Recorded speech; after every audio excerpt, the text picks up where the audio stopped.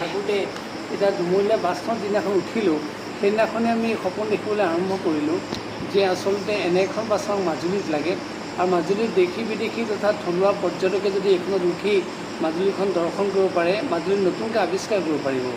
আৰু আমি বাছখনৰ ভিতৰত এনেকুৱা সুবিধা ৰাখিব খুজিছোঁ, তলে ওপৰে সৰ্বমুঠ 14.5 ফুট ওখ হ'ব আৰু তলৰ মহলত 20 জন, ওপৰ মহলত 20 জন বহিব পাৰিব। তেতিয়াই তেওঁলোকে ভিডিঅ'ত দেখি থাকিব যে আউনীআটী মানে কি, দক্ষিণপাট মানে কি, কমলাবাৰী মানে কি, গড়মূৰ মানে কি, বেঙেনাআটী মানে কি, তাৰ ইতিহাসবিলাক।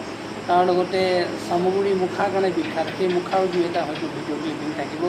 আৰু আমাৰ তেনেকৈ বেতৰ বিচনীখন, আমাৰ তেনেকৈ হেঙুল হাইতাল কৰা কামবিলাক, সেইবিলাকো আমি সেই শিল্পকৰ্মবোৰ ভিডিঅ'ত দেখুৱাবলৈ যত্ন কৰিম। আৰু যিসকলে যাত্ৰীয়ে ছিটত বহি যাব তেওঁলোকৰ কাষতে এটা হেডফোন থাকিব। সেই হেডফোনটো লগাই তেওঁলোকে আমাৰ যিবিলাক বৈশিষ্ট্যপূৰ্ণ নৃত্য, যেনে আমাৰ অপ্সৰা নৃত্য, কেন্দ্ৰাভিষেক নৃত্য, চালি নৃত্য, ঝুমুৰা নৃত্য, এইবিলাক তেখেতসকলে শুনি যাব পাৰিব। আৰু আমি ভাবিছোঁ 2টা বা 3টা চেণ্টাৰতহে আমি আধা ঘণ্টামান সময় ৰাখিব পাৰিম। গোটেইবিলাকত মানে পৰ্যাপ্ত সময় দিলে বাছখন নচলিব।